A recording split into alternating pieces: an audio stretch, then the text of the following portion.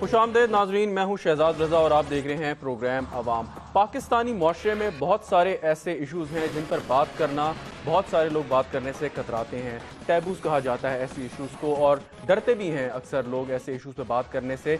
इन्हीं इशूज़ में से दो का आज हमने इंतखाब किया है जिन पर बात करेंगे आज। इसमें से एक जो है वो फांसी की सज़ाओं पर अमल दरामद, यानी कि फांसी की सज़ा का कानून। पाकिस्तान में सज़ाए मौत का कानून मौजूद है। मुख्तलिफ जराइम की बुनियाद पर मुजरिमों को सज़ाए मौत दी जा सकती है, लेकिन गुज़िश्ता कई सालों से ये मुअत्तल है। पाकिस्तान पीपल्स पार्टी की हुकूमत ने आकर इस पर पाबंदी लगाई कर दी थी, ये मुअत्तल कर दिया था, और अब तक मुस्लिम लीग नून की हुकूमत भी आई है, लेकिन फांसियों की सज़ा पर अमल दरामद नहीं हो रहा। दूसरा इशू जो इस प्रोग्राम में हम उठाएंगे वो तौहीन रिसालत के कानून का इत्तलाक।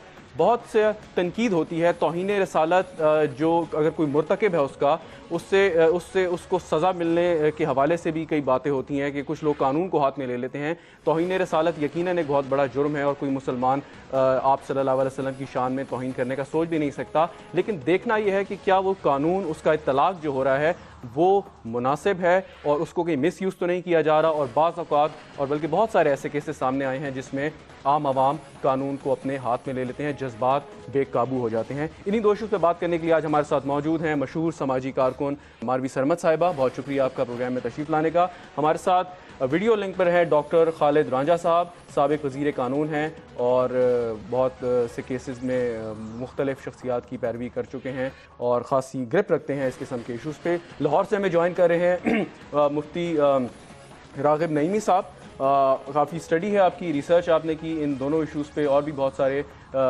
इशूज़ पे, और इनसे बात करेंगे। मैं मारवी सबसे पहले आपकी जानिब में आऊँगा। फांसी की सज़ाओं पर अमल दरामद के हवाले से बात होती है, और जो अक्सर हमने स्टेटमेंट्स देखी, सिंध पुलिस के चीफ की स्टेटमेंट आई, उन्होंने यही बात की कि जो मुजरिम हैं, दहशतगर्द हैं ख़ास तौर पर, उनको फौरी तौर पर फांसी दी जाए।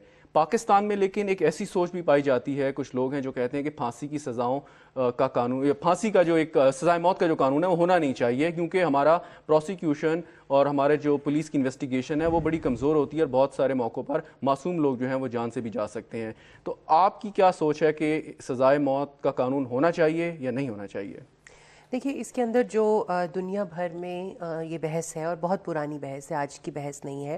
रांझा साहब आपके साथ हैं, वो आपको ज़रूर इस पे बताएंगे भी, लेकिन मैं सिर्फ ये आपको बताना चाहती हूँ कि जो इस वक्त आर्गूमेंट्स हैं कैपिटल पनिशमेंट के फॉर और अगेंस्ट, अभी जो कैपिटल पनिशमेंट के अगेंस्ट अगर हम बात करें तो उसमें आर्गूमेंट ये नहीं है, ये भी है कि जी प्रोसिक्यूशन वीक है, उस पर बेगुनाह फांसी चढ़ जाते हैं, मगर जो बेसिक आर्गूमेंट उनका है वो ये है कि जब पैदा करने की जिम्मेदारी नेचर की है तो जान लेना भी नेचर ही को चाहिए। उसको किसी भी आर्टिफिशियल तरीके से किसी भी इंसान की, किसी जी रूह की जान लेना मुनासिब नहीं है, और अगर रियासत उसको अडॉप्ट करेगी तो ये और भी ख़राब बात है।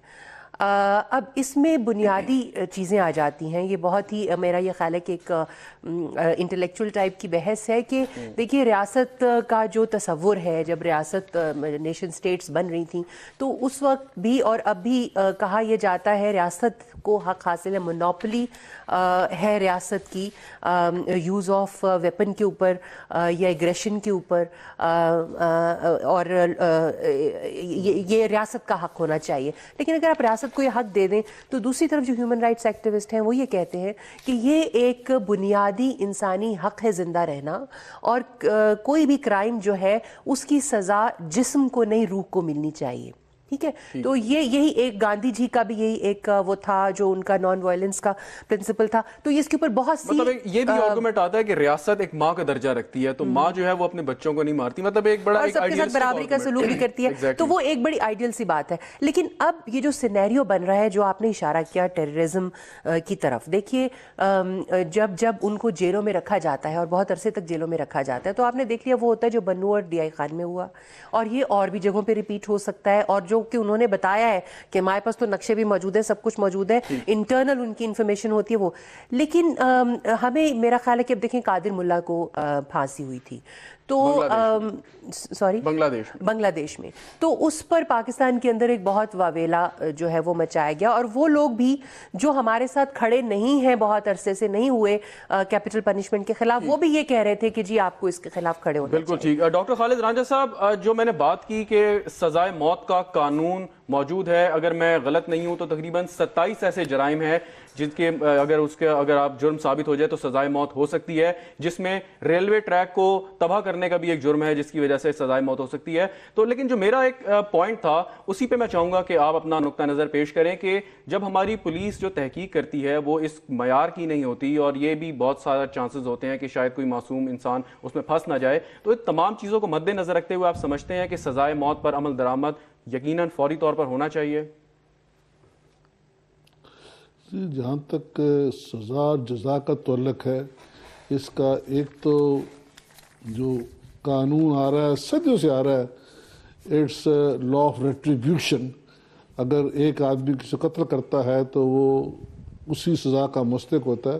لیکن ہمارے معاشرے میں جو کہ گریجن سوسائٹی ہے، میں نے آج تک کوئی سچی FIR نہیں دیکھی. تو جہاں جو وہ معاشرے تھے جہاں سے ہم نے بورو کیا، وہاں سچائی جو ہے وہ معاشرے کا ہب تھا. لیکن ہمارے ہاں چونکہ سچائی نہیں ہے، لہذا زیادہ امکان ہے کہ ایک بے گناہ کو سزا بھی ہو سکتی ہے. ان حالات میں سمجھتا ہوں کہ موت دینے سے عدالتیں بھی اجتناب کرتی ہیں، اور ہمیں بھی اس کا خیال رکھنا چاہیے. اچھا ڈاکٹر خالد رانجھا صاحب، پیپلز پارٹی کی جب حکومت آئی تو یوسف رضا گیلانی صاحب جو وزیر اعظم تھے پہلے، انہوں نے اسمبلی کے اندر تقریر کی اور کہا کہ وہ ایک معطل کرتے ہیں سزائے موت کے قانون کو، اور یہ بھی کوشش کی گئی کہ سزائے موت کو ختم ہی کر دیا جائے، لیکن سیاسی وجوہات کی بنا پر ایسا نہیں ہو پایا. مسلم لیگ کی حکومت آتی ہے، مسلم لیگ کی حکومت نے یہ اعلان کیا تھا کہ سزائے موت پر جو پابندی ہے وہ بحال ہو جائے گی اور سزائے موت دی جائیں گی، لیکن اب تک وہ مختلف وجوہات کی بنا پر وہ بھی نہیں کر پائے. تو آپ سمجھتے ہیں کہ خاص طور پہ یہ جیسے آپ نے ابھی ذکر کیا کہ FIR کوئی سچی درج نہیں ہوتی، لیکن اس کے ساتھ ساتھ اور جو مسائل ہیں عالمی برادری میں، خاص طور پہ یورپین یونین کی منڈیوں تک رسائی کی بات ہم کرتے ہیں، تو اس کا بھی ایک یہ پرووائزو ہے کہ اگر آپ سزائے موت ہوگی تو آپ کو کنسیشن ملے گی یا نہیں ملے گی. تو اور بھی جو ایشوز ہیں ان کو بھی مد نظر رکھنا چاہیے یا نہیں؟ میں سمجھتا ہوں جو ہمارے ہاں پچھلے 8-10 سال سے سزائے موت پہ عمل درآمد نہیں ہو رہا، اس کی ایک وجہ یہ ہے کہ جو عالمی برادری ہے وہ دباؤ ڈال رہی ہے کہ سزائے موت کو معطل ہونا چاہیے. لہٰذا ہم اپنے جو لین دین کے مسئلے کو سامنے رکھ کے، اپنی تجارت کو سامنے رکھ کے انہیں خوش کرنے کے لیے یہ کر رہے ہیں. اگر ہمت ہے تو پھر اس سزا کو ویسے ہٹا دو، لیکن یہ کہنا کہ سزا عدالتیں دیں گی بھی، عدالتیں بری بنیں گی اور عمل درآمد نہیں کریں گے، یہ کوئی اچھی بات نہیں ہے. یہ ایک صورت گفتگو کی ہے. We should be take a straight line کہ ہاں جی اب آپ کے ہاں اسلامی لا ہے اور کوئی قانون نہیں بنا سکتے جو اسلام سے منافی ہو، اور جو ڈیتھ سینٹنس ہے اس سے اسلامک پنشمنٹ، اس کو ہٹانا بڑا مشکل ہوگا، لیکن اس کو توتل میں ڈالنا جو ہے یہ قطعاً کوئی درست بات نہیں. بالکل ٹھیک. راغب نعیمی صاحب، آپ کی جانب آؤں گا، پوچھنا چاہوں گا میں کہ اسلامی تاریخ میں ہمیں کئی ایسے واقعات ملتے ہیں جب کچھ کرائسس آیا، قحط پڑا تو سزائیں معطل کر دی گئیں، جیسے ہاتھ کاٹنے کی سزا معطل کر دی گئی. اب جب اگر پاکستانی معاشرے کی بات کریں، یہاں پہ جیسے ڈاکٹر خالد رانجھا صاحب ابھی کہہ رہے تھے کہ کوئی FIR جو ہے وہ مطلب سچ کی بنیاد پر نہیں کاٹی جاتی، ہو سکتا ہے کاٹی جاتی ہو، لیکن اکثریت ہمیں سامنے ایسی آتی ہے کہ FIR میں بہت سارے نقائص ہوتے ہیں. اس کے ساتھ ساتھ جو پولیس کی انویسٹیگیشن ہے وہ اس کوالٹی کی نہیں ہوتی کہ صحیح مجرموں تک پہنچا جا سکے. تو ان حالات میں رہتے ہوئے مذہب ہمیں کیا کہتا ہے کہ سزا موت پر منوعاً عمل درآمد ہونا چاہیے یا اس پر سوچ وچار کی ضرورت ہے؟ بسم اللہ الرحمن الرحیم. سب سے پہلے تو میں یہ عرض کرنا چاہوں گا کہ دنیا میں سزا کے نظامات جتنے بھی موجود ہیں، ان تمام میں سے جو اسلام کا نظام سزا ہے وہ ایک باقیوں سے ممتاز حیثیت رکھتا ہے. کہیں پہ سزا کی بنیاد یہ قرار دی جاتی ہے کہ اس آدمی کو جو کہ اکیوزڈ ہے، مجرم ہے، اس کو ڈیٹین کر دیا جائے، جیل میں ڈال دیا جائے اور ایک طویل عرصے کے لیے تاکہ اس کے شر سے لوگ محفوظ رہ سکیں. ایک نظریہ یہ بھی بنتا ہے کہ سزا کے ساتھ ساتھ اس آدمی کی تطہیر کی جائے اور اس کے ذہنی کیفیت کو بدلا جائے اور اس کی تربیت کر کے اسے معاشرے کا دوبارہ اچھا رکن بنا دیا جائے۔ ہم نے یہ دیکھا ہے کہ ان دیگر نظاموں کے نتیجے میں جب آدمی کو باہر نکالا جاتا ہے تو اس کی شرف اور اس کی کیفیت بدل نہیں پاتی ہے اور دوبارہ اسی قسم کے جرائم کا وہ مرتکب ہو جاتا ہے۔ اسلام کا جو نظام سزا ہے اس کی ایک خاصیت یہ ہے کہ ایک تو سخت سزا ہے جرائم کے بدلے میں، وہ جرائم جن کے بارے میں سزائیں ہیں وہ محدود جرائم ہیں، اور قرآن کریم نے ان جو بیان کردہ جرائم ہیں وہ ان کی تعداد کو اگر آپ تعین کریں تو وہ 5، 6 یا 7 تک بنتی ہے، جبکہ باقی جرائم میں تعزیری طور پہ سزا دی جاتی ہے۔ اور اسلام کا نظام سزا کا ایک خاصہ یہ بھی ہے کہ اسے سب کے سامنے دی جائے تاکہ لوگ اس سے عبرت حاصل کریں۔ ہمیں افسوس سے یہ کہنا پڑتا ہے کہ پاکستان جیسے اسلام کے نام پہ بنایا گیا وہاں پہ سزاؤں کا تصور بالکل ہی ختم ہو کے رہ گیا ہے۔ لیکن میرا آپ سے جو سوال تھا دیا جاتا ہے تاکہ لوگ راغب نعیمی صاحب، میرا آپ سے سوال جو میں اسی طرف میں آ رہا ہوں، میرا جو سوال تھا میں اسی طرف شہزاد صاحب میں اسی طرف آ رہا ہوں کہ پاکستان کے حالات جو ہیں، بات صرف یہ ہے کہ اگر آپ پاکستان کے حالات کی بات کرتے ہیں تو میں نہیں سمجھتا کہ پاکستان کے حالات اتنے خراب ہو چکے ہیں کہ یہاں پہ ایف آئی آر جو ہیں وہ 100% غلط درج ہوتی ہوں اور غلط طریقے کی تفتیش ہوتی ہو۔ ایک پورا نظام موجود ہے، عدل و انصاف کا نظام موجود ہے اور پوری تفتیش کا ایک نظام موجود ہے۔ اگر آپ اس پہ ہی اس طرح حرف اٹھانے لگ جائیں گے تو پھر ہمیں یہ کہنا پڑے گا کہ پاکستان اب ایک ناکام ریاست بن چکی ہے، اور جب کوئی ریاست ناکام ہو جائے تو پھر وہاں پہ صورتحال اور کیفیت کیا ہوتی ہے ہم بہتر جانتے ہیں کہ کس طریقے سے باقی لوگ اس کے اوپر حملہ آور ہونا شروع ہو جائیں گے۔ ہمیں اپنے اس نظام عدل اور انصاف کو بچانا ہے، اس کو بچانے کے لیے کوشش اور کاوش کرنی چاہیے، نہ کہ راغب نعیمی صاحب ایک بریک لینی ہے مجھے عدل اور انصاف میں کمی کی بنیاد کے اوپر۔ ٹھیک، ایک بریک، آپ ایک بریک لیتے ہیں، لیکن بریک کے بعد اسی موضوع پر گفتگو کے سلسلے کو جاری رکھیں گا، ہمارے ساتھ رہیے گا۔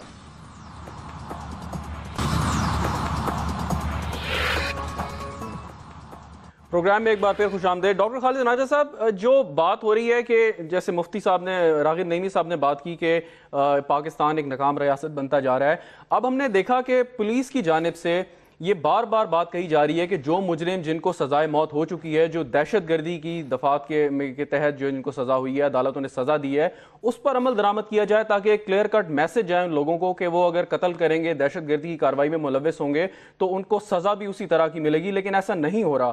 تو کیا یہ چیز انکریج نہیں کرتی اپنے مجرموں کو کہ وہ جرائم کریں اور اس ڈر کے بغیر کہ ان کو سزائے موت ہو بھی سکے گی یا نہیں؟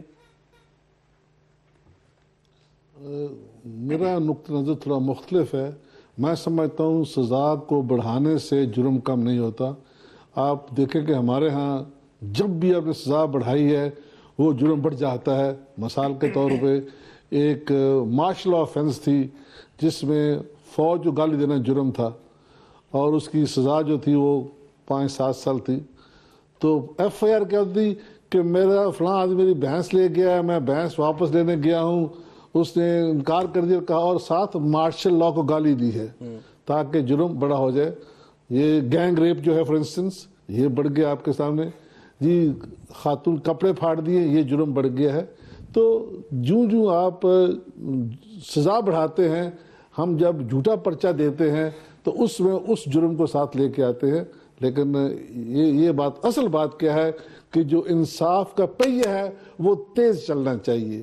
یہ جو ہے نا آج پرچہ دیا میں نے اور 6 سال بعد اس کا فیصلہ آیا، وہ بالکل فضول سی ہو جاتا ہے۔ اصل بات کیا ہے کہ جو عدالتی نظام ہے اس کو تیز کیا جائے، اس کو تیز کیا جائے۔ اگر آپ تیز کر دیں تو دیکھیں گے کہ رزلٹ ہو جائے۔ بالکل ٹھیک۔ ماروی، جیسے بھی آپ نے بات کی پہلے کہ ایک چیز سامنے آئی جب یہ پاکستان میں دہشت گردی بڑھی، دہشت گرد پکڑے بھی گئے، عدالتوں سے سزا بھی ہوئی، لیکن یہ بہت ایک مشکل مرحلہ تھا ان لوگوں کے لیے جو سزائے موت کی پاکستان میں دیگر وجوہات کی بنا پر مخالفت کرتے ہیں کہ پروسیکیوشن ویک ہے یا انویسٹیگیشن ٹھیک نہیں ہوتی یا ریاست کو کسی کی جان لینے کا حق نہیں ہے، لیکن ساتھ ساتھ وہ لوگ ہیں جو ہزاروں لاکھوں لوگوں کا خون بہاتے ہیں، تو ان کو کیسے ٹریٹ کیا جائے؟ جی بالکل، دیکھیے ایک تو یہ بھی بہت مشکل لمحہ تھا، اور بھی بے شمار مشکل لمحات آئے ہیں۔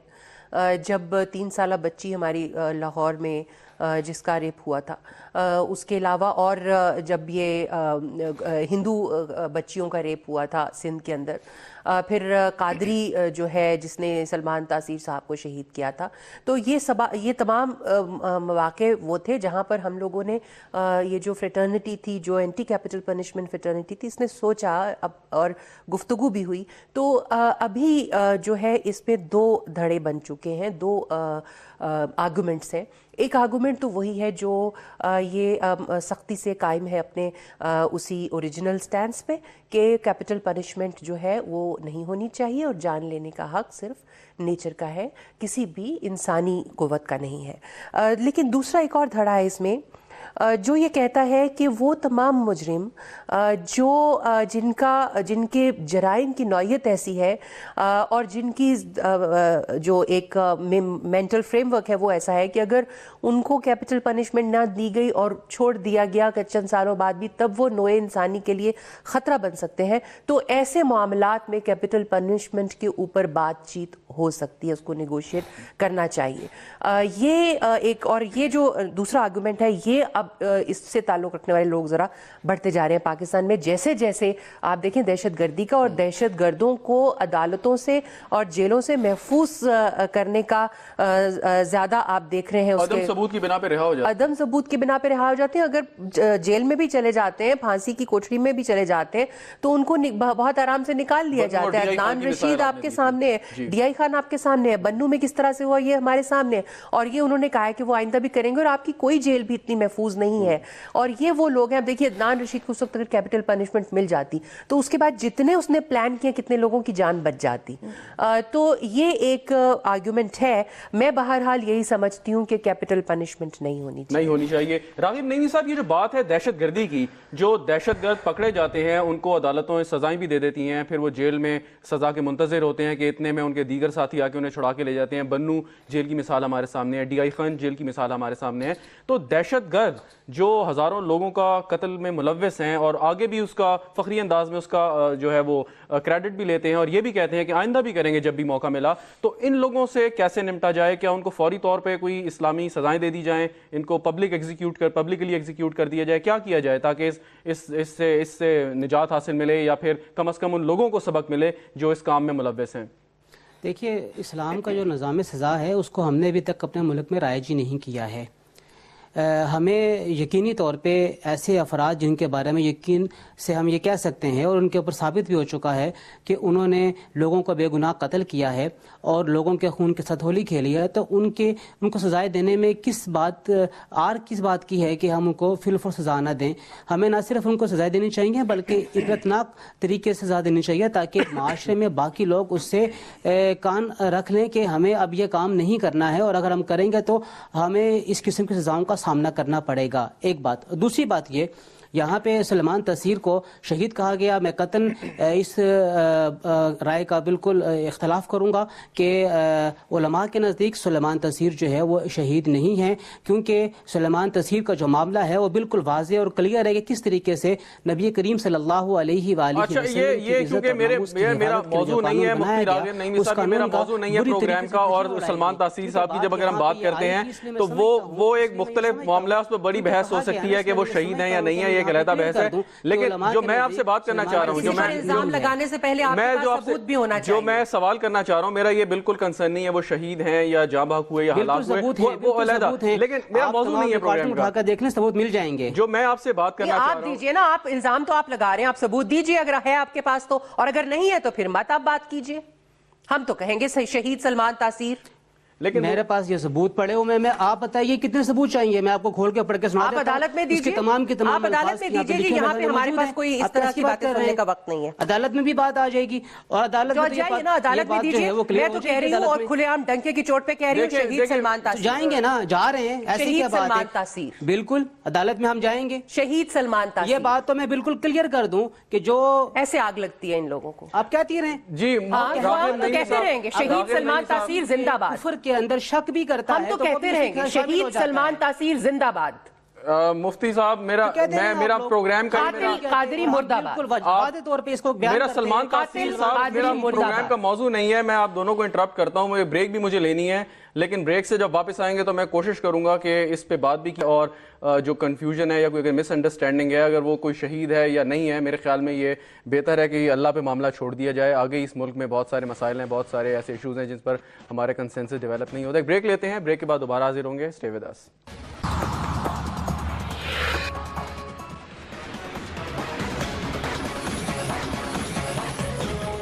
Welcome back to the programme. वक्फे से पहले हमने बात की सजाए मौत के कानून के हवाले से जो पाकिस्तान में मुअत्तल है सजाए मौत और उस पर अमल दरामद नहीं हो रहा मुख्तलिफ वजूहात की बिना पर।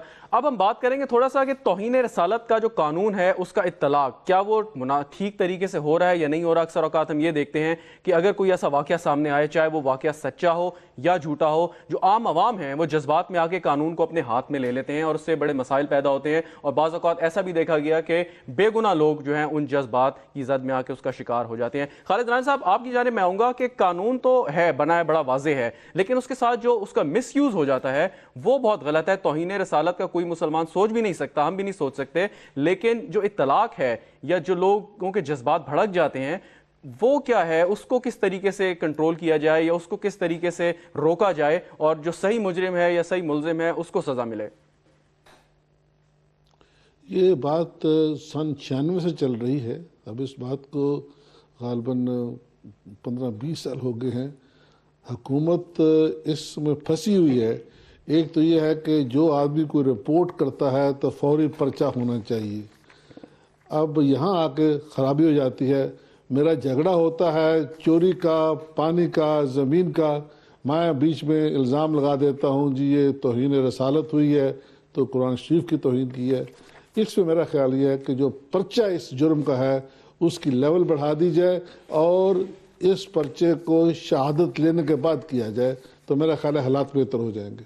हालात बेहतर हो जाएंगे। लेकिन जो हमने बात की, जो जैसे अगर कोई पर्चा आपने कहा हो जाए या उसके अलावा कोई मीडिया में कोई चीज़ सामने आ जाए, इस्लामाबाद में भी एक रमशासी का वाकया हुआ जिसमें ये इल्ज़ाम लगाया गया कि उन्होंने नाउज़ुबिल्लाह कुरान पाक के औराक जो हैं वो जलाए हैं, लेकिन उसके साथ जो लोग हैं आसपास के वो इतने जज्बात भड़क। जी, मैं मीडिया से बड़े अदब से कहूँगा कि जहाँ तक इस्लामी निज़ाम है तशहीर सजा की होनी चाहिए, जुर्म की तशहीर नहीं होनी चाहिए। जुर्म की this is where we go wrong. ठीक ठीक, जुर्म की तशहीर करनी है तो बहुत कीजिए सजा की, जुर्म की तशहीर नहीं की जाती। बिल्कुल ठीक, जुर्म बड़ी अच्छी। हम सेंसेशन की बात करते हैं, अगर इससे अवॉइड किया जाए, इसकी तशहीर न की जाए, सजा की तशहीर करे, अच्छा लगेगा कि हाँ जी फलां बंदा को सजा हो गई। बिल्कुल बड़ी पॉजिटिव बात की कि जुर्म की तशहीर नहीं करनी चाहिए। रागिब नईमी साहब, आप यकीनन इस बात से एग्री करेंगे कि तौहीन रसालत का कानून मौजूद है, उस पर अमल भी होना चाहिए, हम सब मानते हैं, लेकिन उसका बाज़ औक़ात हमें देखते हैं कि इत्तलाक ठीक नहीं होता, या अगर कोई ऐसी, जैसे अभी डॉक्टर खालिद रांझा साहब ने बात की कि जुर्म की तशहीर हो जाती है और पहले ही लोग अपने जज्बात में आके अपने कानून को अपने हाथ में ले लेते हैं। जैसे अगर आपने सलमान तासीर साहब की आप बात कर रहे थे कि अगर सलमान तासीर साहब तौहीन रसालत के मुर्तकिब हुए भी थे, अगर हुए भी थे, हम नहीं मानते कि हुए भी थे, तो कम अज़ कम उनको ये मौका मिलना चाहिए था अपनी सफाई पेश करने का, ना कि उनको जान से मार दिया जाता। क्या कहेंगे आप? यहाँ पे दो बातें हैं जो आपने सवाल किए हैं शहजाद साहब। एक बात तो ये कि जिस तरह राजेश साहब ने भी कहा कि जुर्म की बजाय जो सज़ा है उसकी तशहीर होनी चाहिए। मैंने पहले ही अर्ज़ कर दिया कि इस्लाम यही कहता है कि सज़ा की तशहीर अच्छी खासी हो जानी चाहिए। और दूसरी बात ये कि कानून तौहीन रसालत के ज़िमन में आके नाजायज़ तरीके से इसका इस्तेमाल किया जाता है। मैं यहाँ पर सवाल ये उठाना चाहूँगा, क्या बाकी जितने भी कवानीन पाकिस्तान में बनाए गए हैं उन तमाम का 100% सही इस्तेमाल हो रहा है? क्या कत्ल के झूठे मुकदमे नहीं बनाए जाते? क्या चोरी पानी के झूठे मुकदमे तैयार नहीं किए जाते? क्या मनशियात के झूठे मुकदमे तैयार नहीं किए जाते? आपका तो पूरा का पूरा मुआशरे का फैब्रिक ही, ताना बाना ही झूठ के ऊपर इस तरह कायम हो चुका हुआ है कि एक भी, अभी पहले बयान ये किया गया कि एक भी FIR सही नहीं करती है। जब बाकी FIR सही नहीं करती है तो फिर इस तरह तौहीन रसालत वाले कानून के अंदर भी FIR अगर कोई सही نہیں کٹواتا, لیکن مفتی صاحب ایک سوال میرا یہاں پہ پیدا ہوتا ہے. جی ایک سوال میں ایک سوال میں آپ سے کرنا چاہوں گا. 302 کو بھی آپ ختم کر دیں. اس میں بہت فرق ہے, مجھے ان کی بات کا جواب دینے دیجیے. دیکھیں اس میں بہت فرق ہے. کسی بھی اور جرم کا جو کوئی قانون ہے وہ اگر مس یوز ہوتا ہے تو اس میں آپ امینڈمنٹس کرتے رہتے ہیں. آپ دیکھیں پی پی سی میں کتنی امینڈمنٹس ہوئی ہیں, تمام جرائم کی اس میں بعد میں امینڈمنٹس ہوئی, لیکن اس قانون میں امینڈمنٹ ہو ہی نہیں سکتی. اس کی کیا وجہ ہے؟ دوسری بات کہ یہ جو قانون ہے جو جس طرح سے فریز کیا گیا ہے, آپ اسے 295C A سے لے کے C تک آپ دیکھیں تو یہ اس قانون کی فریزنگ ہی غلط ہے. اس کے اندر آپ نے کوئی ڈیفائن ہی نہیں کیا ہوا کہ کس چیز کو, اگر شہزاد رضا صاحب میری کسی بھی چیز کو بلاسفیمی سمجھیں تو ان کو یہ حق مل جاتا ہے کہ وہ مجھے لے جائیں, اور اس کے بعد آپ کو یہ بھی حق مل جاتا ہے کہ آپ مجھے ویسے ہی مار دیں, تو آپ کو ضرورت ہی نہیں ہے مجھے عدالت کے اندر لے کے جانے کی. تو اس میں بہت سیریسلی, یہ بہت سیریس بات ہے. یہ آئیں بائیں شائع کر کے ہم اس سے کنارہ کشی نہیں کر سکتے. راغب نعیمی صاحب, جو میرا آپ سے سوال تھا, ماروی کا بھی پوائنٹ ان کا بھی آپ جواب دے سکتے ہیں, لیکن جو میرا آپ سے سوال تھا وہ یہ تھا کہ آپ نے کہا کہ پھر دیگر جو قوانین ہیں ان کو بھی ختم کر دیں, ان کا بھی مس یوز ہو رہا ہے, لیکن یہ اتنا سینسیٹیو معاملہ ہے کہ اگر اس کا اطلاق صحیح نہ ہو یا کسی پر غلط الزام لگا دیا جائے تو اس کا جو ریئیکشن ہوتا ہے, رد عمل ہوتا ہے, وہ اتنا شدید ہوتا ہے کہ وہ دیگر جرائم میں سامنے نہیں آتا. لوگوں کے جذبات بھڑک جاتے ہیں اور بہت زیادہ چانسز ہوتے ہیں کہ جو مجرم ہے یا ملزم ہے اس نے جرم کیا ہے یا نہیں کیا, اس کی جان کو تو ویسے ہی خطرہ ہو جاتا ہے. اس سے تو اگری کریں گے آپ؟ اس لیے جی میں اس ضمن میں یہ بات عرض کرنا چاہوں گا کہ حکومت کو فی الفور اس ملزم کو اپنی کسٹڈی میں لے لینا چاہیے تاکہ وہ معاشرے کے جو بھپرے ہوئے عناصر ہیں ان سے اسے بچا سکے, اور عدالت میں باقاعدہ مقدمہ چلا کے اس کی تحقیق کرا کے اس کے بارے میں یہ فیصلہ کیا جائے کہ وہ ملزم ہے یا مجرم. دوسری بات یہاں پر یہ کہ معاشرے کو اتنا سینسٹائز کر دیا گیا ہے مذہبی معاملے کے اندر کہ مذہبی معاملات کے اندر لوگ یہ پرواہ نہیں کرتے ہیں کہ جو جرم کرنے والا ہے اس کے بارے میں تحقیق بھی کی جائے. اور تیسری بات جو میں یہاں پہ یہ عرض کرنا چاہوں گا کہ قوانین کے اندر ترمیم ہوتی ہے. کیا قتل کے قانون کے اندر جو قرآن نے بتایا ہے کہ قتل کا بدلہ قتل ہے, تو اس کے اندر ترمیم پاکستان میں ہو سکے گی؟ یہ مجھے بتائیے. کیا جو رجم کا قانون ہے کیا اس میں کوئی ترمیم کر سکے گا یہاں پہ؟ جس طرح باقی قوانین میں 2 3 4 قوانین میں ترمیم نہیں ہو سکتی, جن قوانین کا تعلق قرآن کریم کے ساتھ ہے ان میں ترمیم نہیں ہو سکتی. محترمہ, آپ اس بات کو سمجھتی آپ اپنی آواز کو نیچی کیجیے, آواز کو اونچا کرنا میں بھی جانتی ہوں, لیکن میرے خیال میں ہمیں تہذیب کے ساتھ بات کرنی چاہیے. کوئی ایسا فورم اگر آپ نے اپنا مذہب اپنے منہ پہ پہنا ہوا ہے تو آپ کو حق ہے کہ آپ کسی سے بھی ڈانٹ کے بات کر سکتے ہیں. میں یہی کہوں گا کہ ہم میڈیا کے سامنے, عوام کے سامنے بیٹھے ہیں تو ہمیں کم از کم تہذیب کے دائرے میں رہ کے بات کرنی چاہیے. جی ہاں, اس طرح سے یہ لوگ الزام لگاتے ہیں, جھوٹ کے گندے ہوئے یہ لوگ ہیں. آپ لوگوں کی نس نس میں جھوٹ ہے. دیکھ لیجئے کس نے قرآن کی پامالی کی ہے؟ قرآن کہتا ہے قتل کا بدلہ قتل ہی ہے. قرآن کی پامالی کس نے کی ہے یہ ذرا بتائیے آپ. جی, قتل کا بدلہ قتل ہے. راغب نعیمی صاحب مجھے یہ بتا دیں کہ ممتاز قادری نے سلمان تاثیر کا قتل کیا, ممتاز قادری کو بھی پھانسی کی سزا ہونی چاہیے یا نہیں؟ نمازیں پڑھ کے پتہ نہیں کیا یہ اپنے آپ کو کیسے خدا کو منہ دکھائیں گے یہ لوگ. ٹھیک ہے, قانون اگر اس کو پھانسی کی سزا دیتا ہے پھانسی کی سزا دے دے, لیکن وہ علماء کے نزدیک, عوام کے نزدیک وہ غازی ہی رہے گا. عوام کی تو آپ بات نہ کیجیے, آپ تو 2 ووٹ نہیں لے سکتے, یونین کونسل کا الیکشن نہیں لڑ سکتے, عوام کی بات کر رہے ہیں. آپ اپنی بات کیجئے بھیا. ہم نے لڑنا بھی نہیں ہے, یہ یونین کونسل کا الیکشن جو ہے سیاستدانوں کا کام ہے, ہمارا کام نہیں لڑنا. ہاں تو پھر آپ عوام کی بات نہ کیجئے, عوام کی بات بھی سیاستدانوں کا کام ہے کرنا, آپ کا کام نہیں ہے. ڈاکٹر خالد رانجھا صاحب, میں آپ کی جانب آتا ہوں. یہ بات چل رہی ہے, خیر یہ غازی اور شہید کی بڑی بحث چل جاتی ہے, لیکن خالد رانجھا صاحب آپ مجھے بتائیں کہ قانون کی نظر میں میرے خیال میں نہ کوئی شہید ہے نہ کوئی غازی ہے. قانون صرف دیکھتا ہے کہ کتاب میں کیا لکھا ہے, سامنے شواہد کیا موجود ہیں اور اس کی بنیاد پر فیصلہ کیا جاتا ہے. اگر میں غلط ہوں تو میری تصحیح فرما دیجیے آپ. نہیں, آپ ٹھیک کہہ رہے ہیں. جہاں تک قانون کا تعلق ہے, قانون تو واقعات پہ اور شہادت پہ کیا جاتا ہے. ہمارے ہاں صرف پرابلم یہ ہے کہ معاشرہ سچا نہیں ہے. اگر سچا معاشرہ ہو تو آپ جتنی مرضی سزا دے لیں, ہم کیس کو, خواہ کسی قسم کا کیس ہو, ہم شک کی نگاہ سے دیکھتے ہیں. تو بادی نظر کئی کیس لگتے ہیں یہ بڑے بھیانک ہیں, اور بعد میں جب تحقیق ہوتی ہے تو پتہ لگتا ہے وہ درست نہیں ہے. تو اس لیے میں سمجھتا ہوں کہ ہمیں صرف ٹھنڈے دل سے, جہاں تک توہین رسالت کا مسئلہ ہے, اس کو ہمیں جو کیس کا رجسٹریشن ہے وہ تحقیق کے بعد ہونی چاہیے, اور اس سے بہت فرق پڑ جائے گا. اور یقیناً میڈیا پر بھی ایک ضابطہ اخلاق ہونا چاہیے کہ میڈیا اس قسم کے کیسز کی تشہیر نہ کرے, اور جیسے آپ نے کہا کہ جرم کی تشہیر نہیں ہونی چاہیے, سزا کی تشہیر, اگر سزا ملے. بہت اور اس میں ایک اور بات ہے, آپ دیکھیے جو بلاسفیمی کا ترجمہ ہم کرتے ہیں سیدھا سیدھا توہین رسالت. بلاسفیمی کا ترجمہ تو ہے توہین مذہب, یعنی مذہب کی اگر گستاخی کی جائے. اور جب یہ 19ویں صدی میں یہ قانون رائج ہوا تھا برِ صغیر پاک و ہند میں, اس وقت تو برِ صغیر ہندوستان ہوتا تھا, تو اس وقت یہ چیز کار فرما تھی کہ جو مائنورٹیز ہیں, جو مائنورٹی مذاہب ہیں, جو کہ اوور ویلمنگ میجورٹی نہیں ہے, ان کے مذہبی حقوق دینے کے خیال سے یہ کیا گیا تھا. اس وقت مسلمان ایک مائنورٹی میں تھے, اور یہ چلتا آیا, اور اس کے بعد یہاں پر آ کے ہم نے بلاسفیمی کے قوانین میں سے اپنی مائنورٹیز کو تو نکال دیا اور سیدھا بلاسفیمی کا ترجمہ کر دیا توہین رسالت. بالکل ٹھیک ماروی, آپ کا پوائنٹ, اور یہی پوائنٹ میں رکھوں گا نعیمی صاحب کے سامنے, لیکن ایک بریک کے بعد.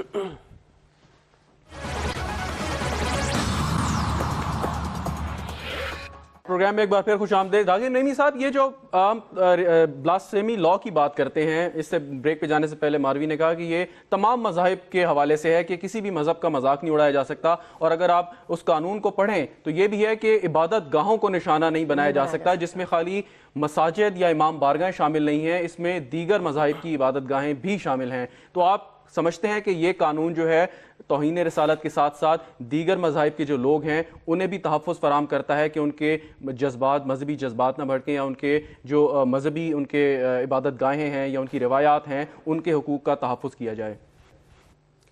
شہزاد صاحب, قانون کی عبارت کو یا الفاظ کے ہیر پھیر کو ایک طرف رکھ کے میں صرف اتنا عرض کرنا چاہوں گا, جب ہم اسلام کے قوانین کی بات کرتے ہیں تو اسلام صرف اپنے ہی نبی صلی اللہ علیہ وآلہ وسلم کی عزت کی پاسداری کی اجازت کے ساتھ ساتھ وہ اس بات کا بھی حکم دیتا ہے کہ دیگر انبیاء کرام ان کی بھی ناموس کی ہم نے حفاظت کرنی ہے. ایک بات. دوسری بات یہ کہ جتنے بھی مذاہب ہیں ان کی جو عبادت گاہیں ہیں, جب وہ کسی اسلامی ملک میں بن جاتی ہیں تو اسلامی حکومت کا اور وہاں کے رہنے والوں کا یہ فرض بنتا ہے کہ وہ اس کی حفاظت کریں اور ان تمام رہنے والوں کو اپنے اپنے عقیدے کے مطابق اپنی اپنی عبادت کرنے کی مکمل طور پہ اجازت ہونی چاہیے.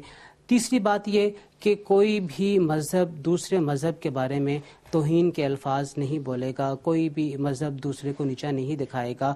یہاں پہ معاملہ یہ ہے کہ پاکستان کے قانون کو آپ دیکھیں یا عوام کے معاملات کو دیکھیں, عوام کا معاملہ کچھ اور نظر آتا ہے, قانون کچھ اور ہمیں کہتا ہوا نظر آتا ہے. لیکن اسلام تو اسی بات کا پرچارک ہے کہ تمام مذاہب کو کسی بھی ملک کے اندر, اگر اسلامی ملک بھی ہے تو جو ان کے درمیان معاہدہ طے پا گیا ہے اس معاہدے کی پاسداری تمام فریقین کے اوپر وہاں پہ لازم. اچھا راغب نعیمی صاحب, ایک چیز اور واضح کر دیں کہ اگر کسی نے کسی شخص پر الزام لگایا کہ وہ توہین رسالت کا مرتکب ہوا ہے, اور یہ بات بعد میں سامنے آئی کہ یہ الزام جھوٹا تھا, کسی اس نے اپنی ذاتی پرخاش کی بنا پر یا کسی اپنی دشمنی کے تحت یہ الزام عائد کیا تھا, تو اسلام کے تحت اس شخص کے ساتھ کیا کرنا چاہیے جو بہتان لگا رہا ہے, غلط الزام لگا رہا ہے اتنا سنجیدہ؟ جی, ہمارا قانون تو بالکل واضح ہے اس چیز کے اندر کہ جس کے اوپر جس قسم کا الزام لگاتا ہے, اگر وہ الزام ثابت نہیں کر سکتا ہے, یعنی الزام ثابت نہ کرنا ایک الگ معاملہ ہے, ایک ہے جھوٹا الزام لگانا. اگر جھوٹا الزام اس کے اوپر ثابت ہو جاتا ہے کہ یہ جھوٹ بول کے لگایا گیا ہے یا فیبریکیٹڈ ہے, تو ہمارا قانون تو کہتا ہے کہ اسے بھی اس جرم کی اتنی ہی سزا ملے گی جو کہ اگر کرنے والے کو مل چکی ہوتی. ایک ہے جھوٹ بول کے فیبریکیٹڈ الزام لگانا, اور ایک ہی الزام کو ثابت نہ کرنا. یہ دو الگ الگ معاملات ہیں, یہ دو الگ الگ چیزیں ہیں. الزام کا ثابت نہ کرنا یہ الگ معاملہ ہے, اور الزام کا جھوٹا لگانا یہ الگ معاملہ ہے. ان دونوں معاملوں میں تفریق ہونی چاہیے. جی بالکل تفریق ہونی چاہیے. اور میں آپ کو شہزاد رضا صاحب یاد دلانا چاہوں گی کہ رمشا مسیح کے کیس میں وہ جس مولوی نے الزام لگایا تھا, یہ گواہان بھی آ گئے, ثابت ہو گیا, جنہوں نے عینی شاہد تھے انہوں نے بھی بتا دیا, عدالت میں بیانات ہو گئے کہ اس شخص نے جھوٹا الزام لگایا تھا, اس کی پوری تیاری کی تھی, خود سے معاذ اللہ قرآن کے صفحات کو جلایا تھا, اور اس کے بعد الزام اس بچی کے سر پہ ڈال دیا تھا. اس کے باوجود وہ شخص کہاں پر ہے ہم میں سے کسی کو معلوم نہیں ہے. رمشا مسیح کو یہاں سے فرار ہونا پڑا. تو کیا آپ مجھے بتائیے کہ یہی جو ابھی دہائی دے رہے ہیں نا کہ ہر ایک کے اوپر جو سامنے ہے اس پہ الزام لگا دیا، اس نے قرآن کی پامالی کی، اس نے فلاں کی پامالی کی، ان کو پامالی یاد نہیں آئی اسلام کی اس وقت جب اس شخص نے، کیونکہ اس نے داڑھی پہنی ہوئی تھی، مذہب اپنی آستینوں پہ ڈالا ہوا ہے، اس لیے اس وہ کچھ بھی کر لے تو ٹھیک ہے. اس کے اوپر اس ملک کے اندر ہاہاکار کیوں نہیں مچی، کیوں نہیں شور مچایا گیا کہ اس شخص نے مولوی ہو کر قرآن کے صفحات جلائے ہیں معاذ اللہ، اب اس کی سزا بھی ملنی چاہیے الگ سے، اور ایک بچی کے اوپر جھوٹا الزام لگا کے اس کو پھنسانے کے لیے اس کا گھر جلایا، اس کو تشدد کا نشانہ بنایا گیا، اس کی سزا الگ ملنی چاہیے. راغب نعیمی صاحب، اسی مسئلے پہ، اس سے پہلے میں رانجھا صاحب کے پاس جاؤں، آپ کے پاس دوبارہ آتا ہوں واپس اسی مسئلے پہ، کیونکہ اسلام آباد کا کیس تھا، ہم نے بھی اس کو دیکھا، وہاں پہ بھی ہم گئے. تو جب یہ کیس سامنے آیا تو اس وقت لوگوں کے جذبات بھڑکے ہوئے تھے، جو مقامی علماء کرام تھے یا امام مسجد تھے، انہوں نے بھی اپنا کردار ادا کیا، لوگ جمع ہو گئے، بڑی مشکل سے اس کو جان بچانی پڑی، پولیس کو آنا پڑا. لیکن اس کے بعد جب یہ ثابت ہوا کہ اس کا قصور نہیں تھا، اس کے بعد ہم نے کوئی رد عمل پازیٹیو نہیں دیکھا علماء کرام کا کہ وہ آ کے لوگوں کو سمجھاتے کہ بھئی یہ یہاں کی رہائشی ہے، اس کا حق ہے یہاں پہ رہنا، اور اس پہ جو الزام لگا تھا وہ غلط ہے، اسے جینے کا حق ہے، اس کو جان بچانے کے لیے دوسرے ملک جانا پڑا. تو آپ سمجھتے ہیں کہ ایک طرف شخص کو سزا نہیں ملی، تو ہم سمجھتے ہیں کہ ایک طرف تو ٹھیک ہے، اگر توہین رسالت ہوئی ہے تو یقیناً اس کی سزا کڑی سے کڑی سزا ملنی چاہیے، اور ہم سب کو بحیثیت مسلمان شامل ہونا چاہیے اس میں. لیکن اس کے بعد اگر یہ ثابت ہو جائے کہ جرم نہیں ہوا، تب بھی ہمارا کردار سامنے آنا چاہیے کہ اس شخص کی جان و مال کا تحفظ کریں. شہزاد بھائی، میں اب کیا بات آپ کے سامنے عرض کروں. اگر آپ لوگوں نے اس وقت کی ویڈیوز دیکھی، اور میرا بھی اس کے اندر یہی بیان تھا کہ انصاف کے ساتھ کام ہونا چاہیے، اور جس نے بھی غلط الزام لگایا ہے اسے اس کی سزا ملنی چاہیے. سزا میں نے نہیں دینی، آپ نے نہیں دینی، سزا دینے کا کام عدالت کا ہے. جس طرح رانجھا صاحب نے بھی کہا، جس طرح رانجھا صاحب نے بھی کہا ہے کہ عدالت کا کام ہے، تو ٹھیک ہے، عدالت سزا دلوائے. ایک بات، دوسری بات یہ ہے کہ میں بصد التماس عرض کروں گا، میری محترمہ سے بصد التماس عرض ہے، گزارش ہے محترمہ کہ داڑھی جو ہے وہ لگائی نہیں جاتی ہے، داڑھی رکھی جاتی ہے. آپ کوئی ایسا، ہاں آپ ایسا کوئی ایسی بات نہ کیجئے جو کہ باقی لوگوں کے بھی دل کی آزاری کی باعث بنتی ہو. داڑھی رکھی جاتی ہے، داڑھی لگائی نہیں جاتی ہے. داڑھی جو ہے وہ علماء کا ایک شیوا ہے، نبی کریم صلی اللہ علیہ وآلہ وسلم کی سنت ہے. خدا آپ اس کی توہین نہ کیجئے پلیز.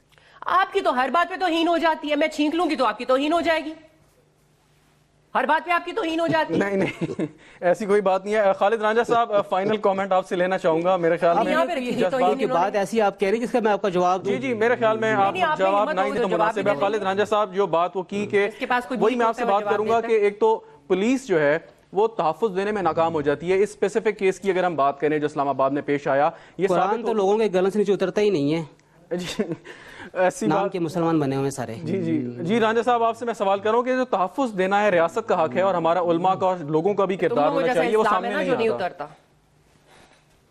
منافقوں میں سمجھتا ہوں کہ جتنا رد عمل عوام کا تھا اس الزام پہ، اتنا ہی سخت رد عمل ہونا چاہیے تھا جب پتہ چلا کہ الزام جھوٹا ہے. اور ایسے کیسز کو میں سمجھتا ہوں عدالتوں کو بھی اس قسم میں خیال رکھنا چاہیے کہ جہاں کوئی جھوٹا الزام لگاتا ہے پھر اس کو کیفر کردار تک پہنچانا چاہیے تاکہ آئندہ کوئی جھوٹا الزام نہ لگائے. بہت شکریہ ڈاکٹر خالد رانجھا صاحب آپ کا. راغب نعیمی صاحب آپ نے جوائن کیا. ماروی آپ کا بہت بہت شکریہ پروگرام میں تشریف لائیں. گفتگو آپ نے، ہمارا مقصد کسی کے جذبات بھڑکانا نہیں ہے، ہمارا مقصد کسی کی دل آزاری کرنا نہیں ہے، بلکہ مقصد یہ ہے کہ ان معاملات پر بات کی جائے ٹھنڈے دماغ سے، ٹھنڈے ذہن سے، ٹھنڈے دل سے. ان تمام ایشوز کو دیکھا جائے، ان پر مختلف اگر اختلاف رائے ہے تو اس کو دور کرنے کی کوشش کی جائے، بات چیت کے ذریعے کی جائے، نہ کہ ہمارے جذبات بھڑک جائیں اور ہم ایک دوسرے پر الزام تراشی کریں. اس کے ساتھ ہی شہزاد رضا کو اجازت دیجیے اور دیکھتے رہیے کیپٹل ٹی وی.